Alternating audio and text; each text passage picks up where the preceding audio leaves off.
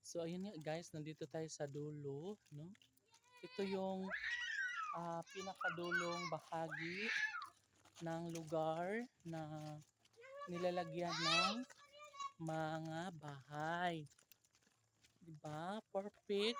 And of course, talagang matutuwa ang ating mga kapitbahay na walang bahay. 'Di ba? As you can see guys, perfect.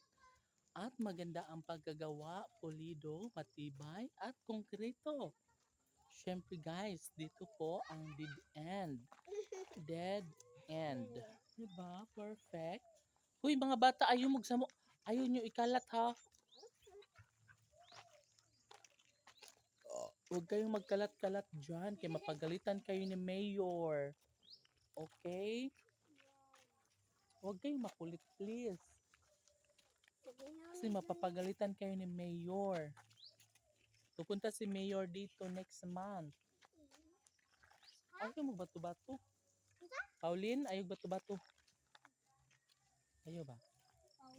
So yung mga bata dito guys ay nag-enjoy naman sila sa kanilang ginagawa, no?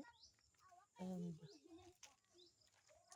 of course, dito naman banda guys ay makikita nyo ang mga bahay na malapit nang matapos. Hello, konti na lang ang kulang at matatapos na siya very soon.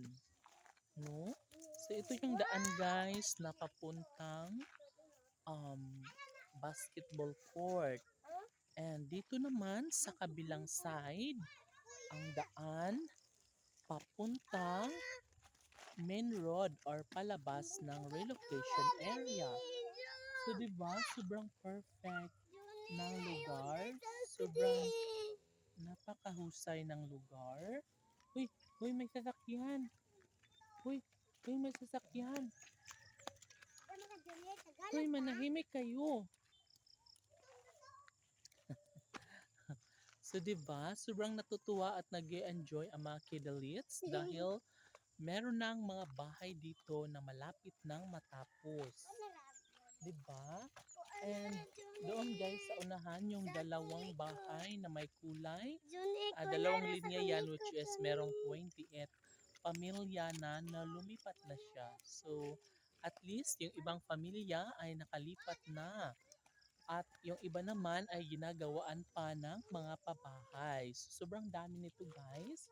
Nasa 30 family pa ang pupwedeng lumipat dito. And bukod dito, meron pa po doong mga pabahay doon sa unahan malapit sa basketball court. Di ba nakakatuwa?